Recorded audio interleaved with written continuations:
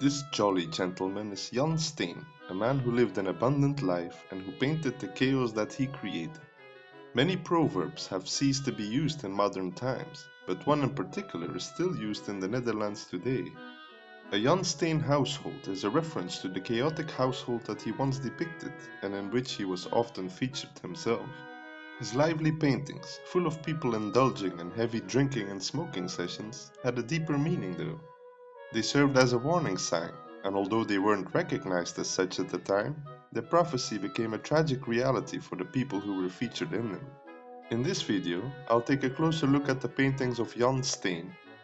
His oeuvre provides us with plenty of insights as to how people pursued happiness during the 1600s.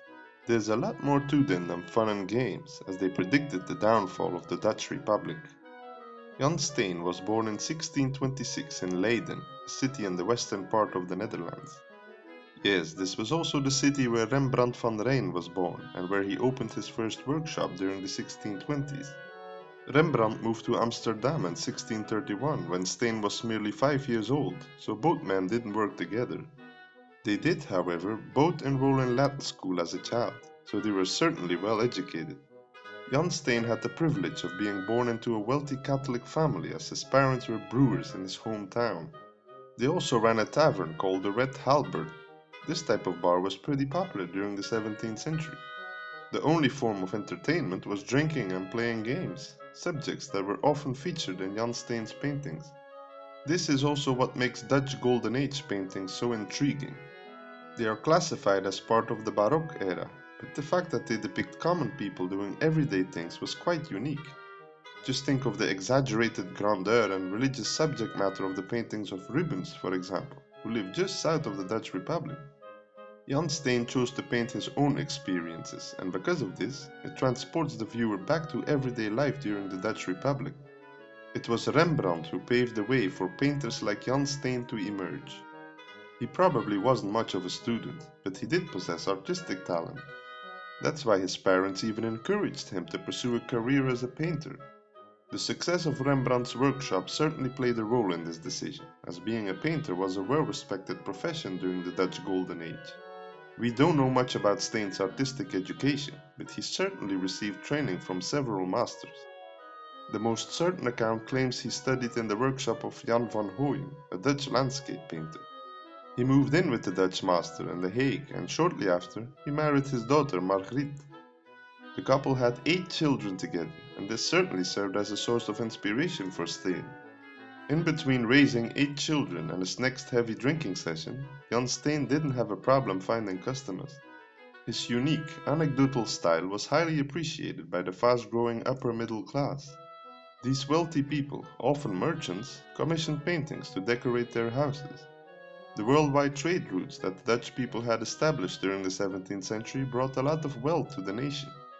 The combination of wealth and luxury resulted in the lavish scenes that Jan Steen painted to perfection. As his customers stood in line to commission paintings, Jan Steen got himself into all sorts of crazy adventures. He co-founded the Guild of St. Luke in 1648, and about 5 years after his marriage in 1649, he moved to Delft to start a brewery.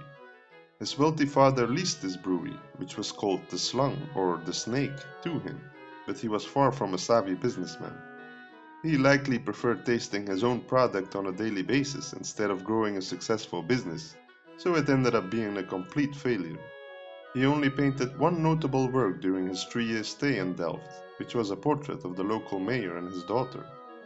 Until now, art historians still don't know whether or not this was commissioned as a portrait or as a genre painting. Following his botched attempt to run a brewery, he moved to Harlem, where he stayed for about a decade between 1660 and 1670. It's here that he painted the majority of his most distinctive paintings, featuring common people having a jolly good time. Even though he didn't paint a lot of religious paintings, he often included religious symbols in his works. As a Catholic, he also sometimes teased Protestants. This is seen in one of his best-known works titled The Feast of St. Nicholas. This child holds a gingerbread man, a type of biscuit that was banned by Protestant authorities at the time. Just to elaborate on this feast, St. Nicholas is still celebrated in the Netherlands and Belgium today, and Sinterklaas was basically the original Santa Claus. It's believed that Dutch settlers brought their tradition to New Amsterdam, which is modern-day New York. During the 18th century, Sinterklaas became Santa Claus, which remains the current tradition in North America. Unlike in North America, children in the Netherlands and Belgium get gifts twice. Both Sinterklaas and Santa squeeze themselves through the chimneys to leave gifts during the night. This is exactly what you can see in Jan Steen's painting. The boy on the right points to the chimney where he presumably came from. These paintings of feasts and parties mainly served a satirical purpose, but they had a deeper meaning as well.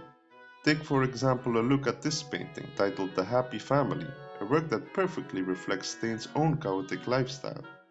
The note in the top right corner reads, "As the old sing, so shall the young pine."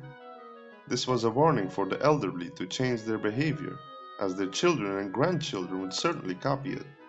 Then again, Steen was a heavy drinker himself and definitely learned this from his beer brewing parents, so he knew what he was talking about. In other paintings, such as a work titled The Dancing Couple, his social commentary was more subtle. In this work, which resides in the National Gallery of Art in Washington, D.C., you can see a bucket that tripped over. The flowers on the floor are a symbol of the loss of morality during events like this. It's pretty certain that just about everybody was totally hammered whenever there was a party. Drinking and smoking were just a few vices that people indulged in during the Dutch Golden Age. Another one was having a promiscuous lifestyle, another subject matter that Steen depicted frequently. Take a look at this painting titled The Dissolute Household. The voluptuous woman happily leans over to accept a drink while the grinning man pays the woman who pours it. Little does he know that just above his head hangs a beggar's basket featuring a crutch and can. The clappers were a symbol of the plague, and the jack of spades predicts the misfortune that is coming the man's way if he doesn't change his behavior. Finally, this painting is titled Beware of Luxury, a term that means lust in this particular case. It depicts a lavish 17th century interior as the woman of the house has fallen asleep. Just about everybody else sees this as the moment to grab the opportunity for mischief, including the little children. The prominent girl in the center looks flirtatious at the viewer as she holds a glass of wine between the legs of her male companion. He doesn't seem to be too impressed by the nun who, as the title implies, probably warns him. Just like in the previous painting, the beggar's basket hangs right above his head, predicting his dim future. In reality, the future was precarious for everybody who lived in the Dutch Republic in the 1660s. After nearly a century of growth, the French abruptly ended the party as they invaded the rather small nation in 1672. Known in the Netherlands as the Disaster Year, it ended the feast of the Dutch middle class, and Jan Steen's warning signs unfortunately came true. Although things stabilized in the following years and the Dutch Republic didn't cease to exist, the so-called Dutch Golden Age ended. As for Jan Steen, the final decade of his life must have flown by in a drunken haze. His wife Marguerite passed away in 1669 and his father a year later in 1670, followed by the French invasion in 1672. The art market collapsed, so he resorted to the only thing he knew besides painting, and he opened a bar in his native Leiden. He never lost his sense of humor because he called his bar De Vrede, or Peace, the perfect name when a foreign nation invades your country. Although he remarried in 1674 and had 2 more children, bringing his total to 10, he died in 1679 while he was in his early 50s. Despite the fact that he was a heavy drinker, he was quite prolific. He probably painted up to 700 oil paintings, of which about 350 remain today.